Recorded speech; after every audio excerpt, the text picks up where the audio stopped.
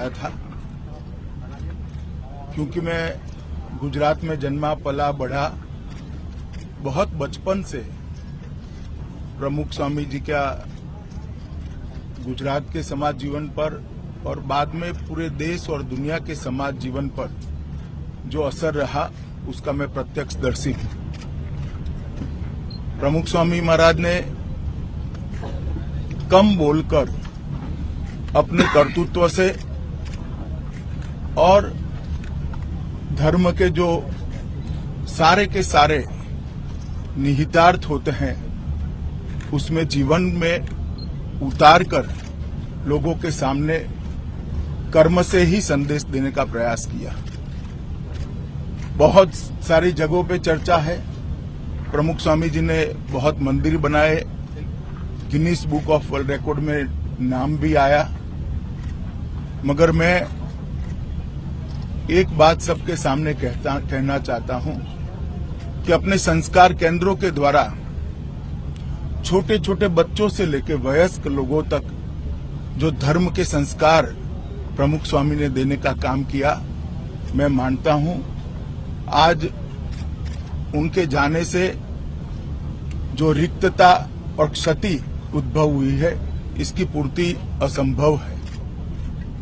करोड़ों लोगों को व्यसन से मुक्ति दिलाना, बच्चों को धर्म के मार्ग पर संस्कारित कर आगे बढ़ाना और सबसे बड़ी बात, संत संस्था को फिर से समाज जीवन में संत संस्था के प्रति आस्था और श्रद्धा निर्माण हो, इस तरह कुछ भी बोले बगैर संत संस्था के उत्थान के लिए पूरा जीवन प्रमुख स्वामी महाराज काम करते रहे।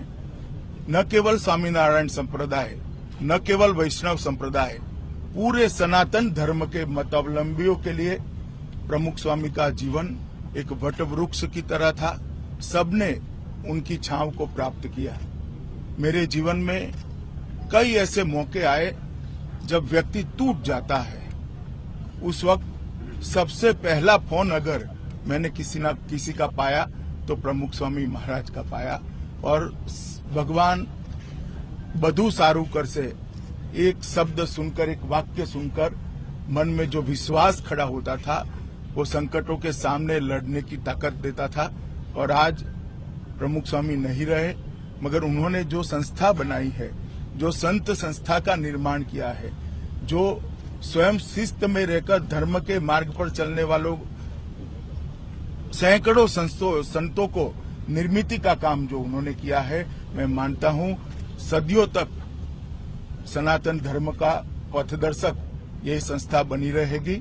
आज मैं श्री जी के चरणों में प्रमुख स्वामी के दिव्य आत्मा को स्थान मिले और चीर शांति का, एक शाश्वत शांति का, एटर्नल शांति का अनुभव उनकी आत्मा को प्रभु कराए, यही प्रार्थना के साथ मेरी बात समाप्त